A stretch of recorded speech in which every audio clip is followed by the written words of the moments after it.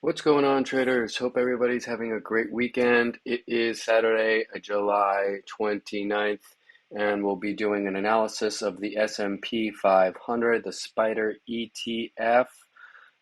Before we get into it, reminder that this video is for educational and entertainment purposes only, and in no way is financial advice. With that being said, we're going to start off with some uh, data that we're looking at ahead for next week, as well as some key earnings. Um, as far as data is concerned, I'm looking at the calendar here. It is posted up on my Twitter at _ Shark Trader. If you are not following me, you can find the full list of all the data. It is posted up on my page, but I don't really see that much that's really that major. The only thing I'd really keep an eye out on, we do have initial jobless claims on Thursday at 8:30. Other than that, nothing really that's a major market mover. So it looks like we're pretty clear um, as far as that's concerned after a major week with FOMC last week. And as far as earnings are concerned, haven't posted this up yet, but we have a couple of notable names that we want to keep an eye on. Um, Certainly, AMD will be interesting to watch, reporting after hours on Tuesday. We have Uber and Pfizer before the market opens on Tuesday, but those aren't too important as far as market movers. We do have PayPal, Shopify, Qualcomm is on Wednesday after the bell. But Thursday is when it gets interesting.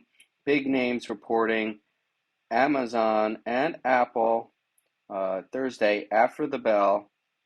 And we also have DraftKings. And let's see here.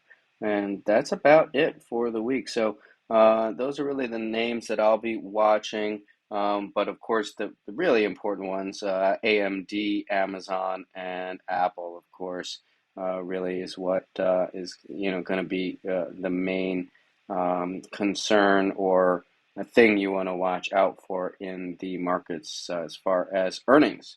So, all right, let's get into the markets here.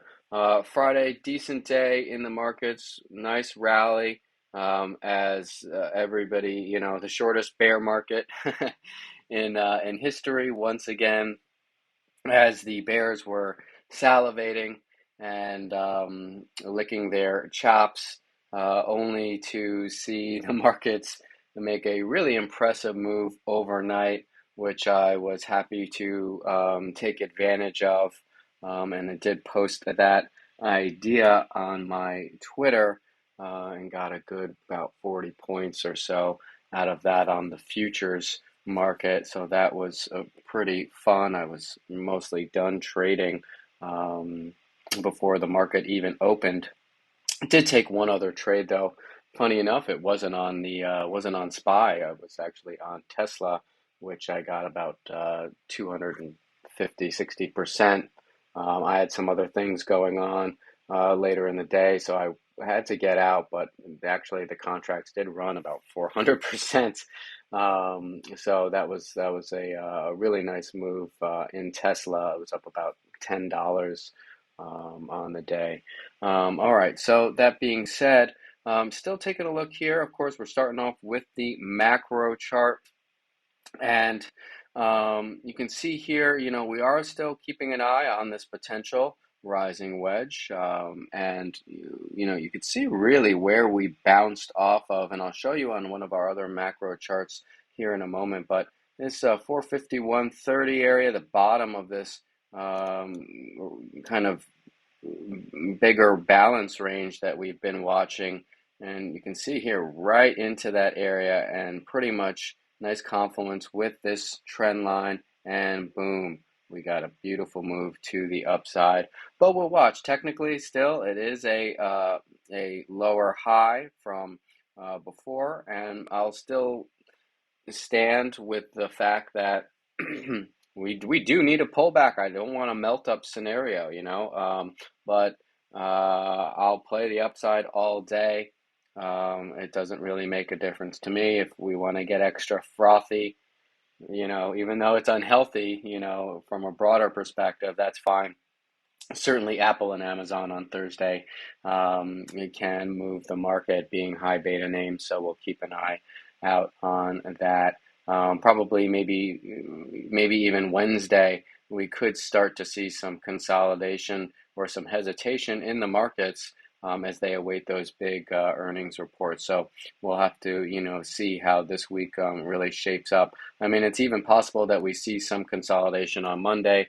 Markets had a pretty decent move. They were up just under 1%. We were up about $4.43, 0.98%. Final print came in at a 456.92.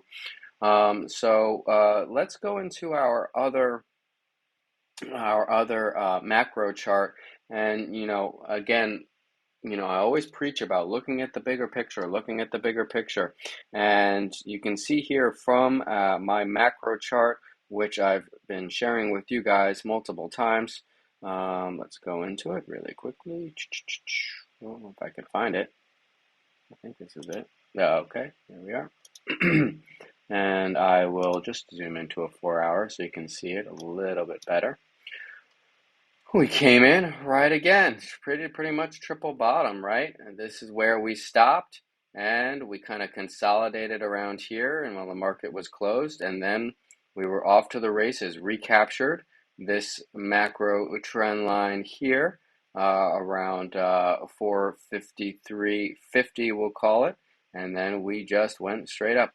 Came back into this key area here. A little bit of a fake break over, couldn't continue, had a bit of a dip down to another key area, which we all should be familiar with. I will go over that level again here in a moment, but you should know that level. And then we saw a bounce back up, now hanging out, closing right under this area where we saw that fake break, and we'll have to see what happens here. But even on that dip, you can see how nicely we were pushed right back up with this long wick when we did start to see some selling come into the markets. But, technically we could have a bit of a 4-hour flag setting up here. So we'll be watching that. Other thing I did want to point out, and I've talked about this in previous videos, when you see a major move in a certain direction, that 50% retracement of a major market shift. And we definitely got that. That was right in pre-market here. Sometimes you only get a 25% retracement. I used to call this, back in the old days when I used to trade small caps, we used to call this the washout long play. And big aggressive move down to the downside. Shorts are going to cover, some buyers will come in, and sometimes you can get 25% move, and in which case it could form a bear flag and then come back down. But the other potentiality is that we see a 50% retracement of that move, and that's pretty much where we opened. If you measure from this whole candle all the way to here, right around 455.75, we'll call it, and it's at about a 50% retracement of that move, and that's certainly a play I always look out for, and I do like to sometimes play. So you can see it here again, working out perfectly. Did not get to our POP here, the top of the breakdown candle, so we'll see Monday. I hate trading Mondays. Not because it's Monday, just because I don't really like how the market delivers, the price, but, especially considering we're right over this macro trend line here. So we'll see if we get a little bit of a pullback, maybe back into this 456 area, and then we continue upwards. Maybe we do another scenario where we break over, come and hit this POP right around 458.40. Maybe we just stop out at 450. Maybe we stop at 458. I'm not sure. But over 458, 458.40, 458.55, that area would probably be my next target. And we could set up a fake break there and have another situation where we come up and then we try to touch this area and then we sell back down, maybe back down to 56. So we'll have to see. Of course, that's just all speculation, but we'll take it level to level as always and just follow our plans. But really great example here for educational purposes of the 50% retracement of a move and just having those macro levels all lined up, and that way you're able to take advantage. Of course, hard to do that on SPY, but if you trade futures, beautiful moves there. I have to say, at least if you, I guess two things. One, and I should make a post about this. A lot of people trade options because, they think it's a low barrier to entry. You can make some moves with a little bit of money. But honestly, with Trade-O-Vate and NinjaTrader, the minimum intraday margin requirement is only $50. So if you want to trade one micro, it's only, it's only $5 a point, but at least you start to get your feet wet. You just need $100, pretty basically double, because you want to, have yourself covered for any drawdown. But but you can still get involved with futures, no Greeks to have to worry about, and just pure price action and risk, and you can take advantage of moves like this. So something for everybody to consider. There are a bunch of great prop firms out there as well. I've used some of them, but I do have a 50% off link for Apex in my link tree, if that's something that interests you and you want to get involved. But if you have the capital, I mean, you don't even need that much. Like I said, I mean, $500, you can start to trade futures decently with 2-3 contracts, and start to dabble if that's something that interests you. So anyway, beautiful price action here, really clean, and a nice move upwards. All right, so that being said, let's get into what we're looking at for tomorrow. Take a look. Actually, I haven't updated these, and that is my fault. Let me do that.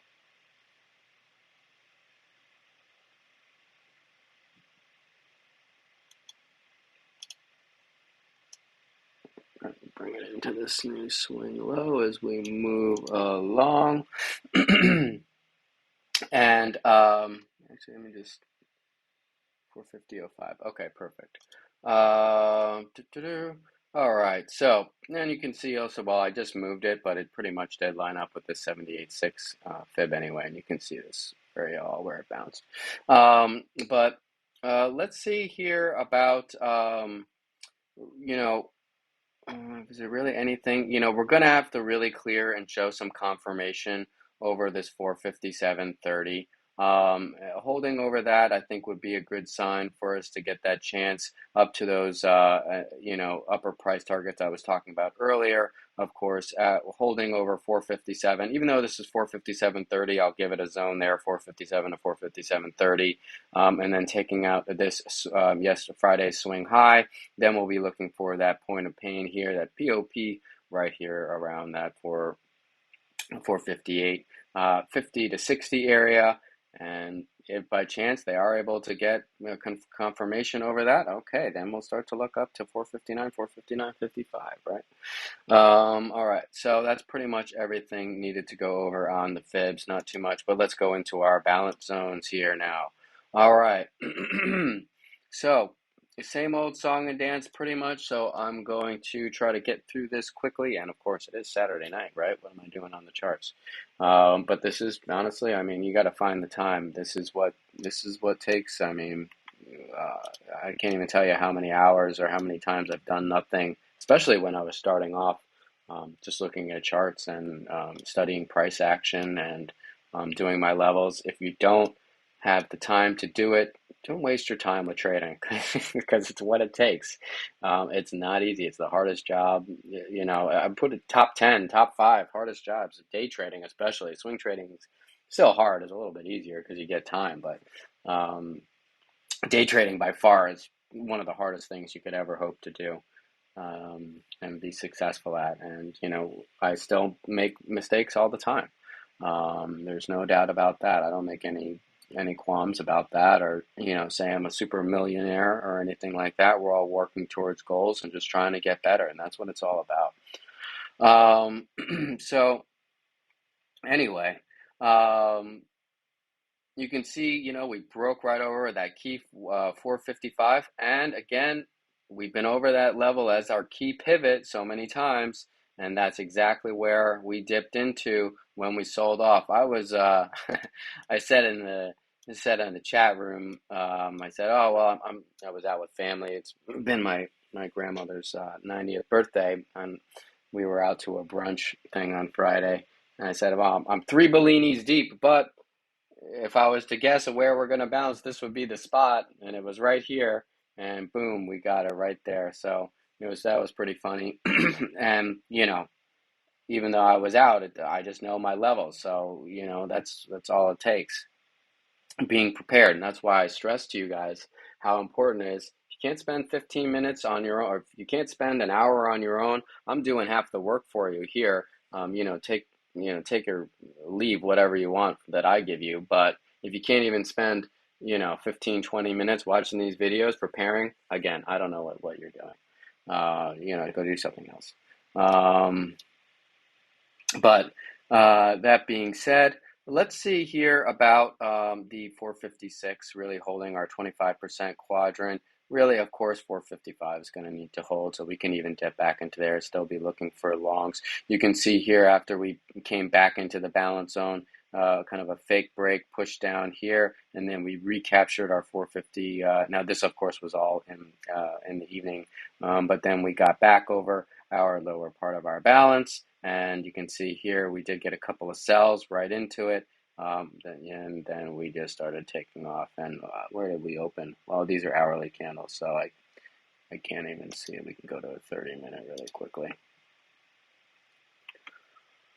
I'm not really one for buying calls right at the open, but I'm not going to go any lower than 30 for sake of the video. But really, you are free and clear to be long, opening up over 55, and we got that nice push up. Now, the only thing I will mention, and actually, you know what? I will go into a little 10-minute here.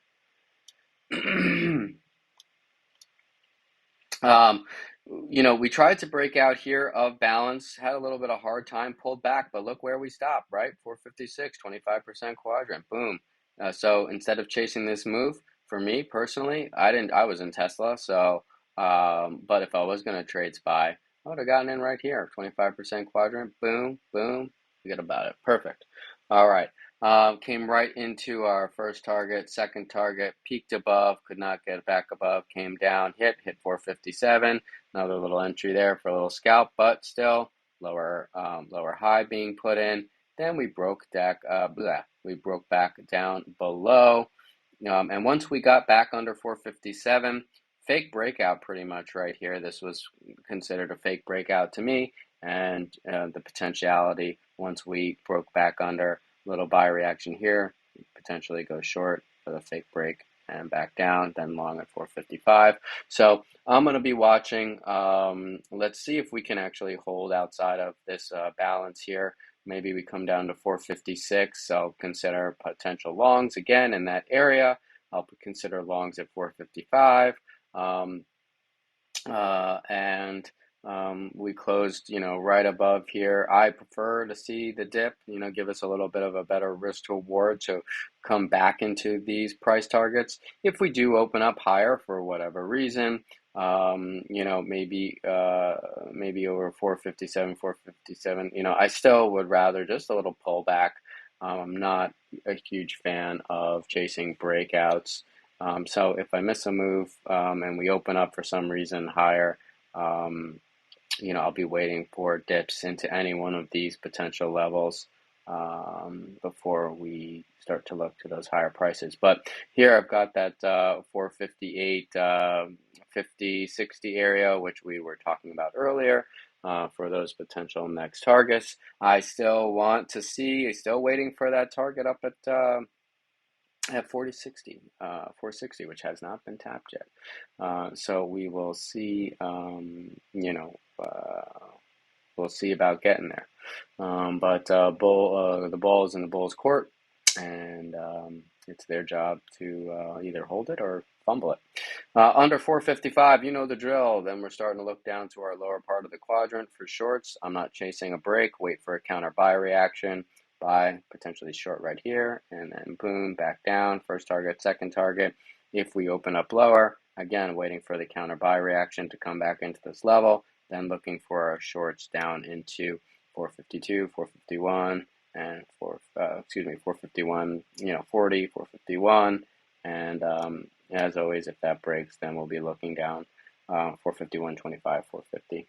Excuse me, 450.25, and then 450.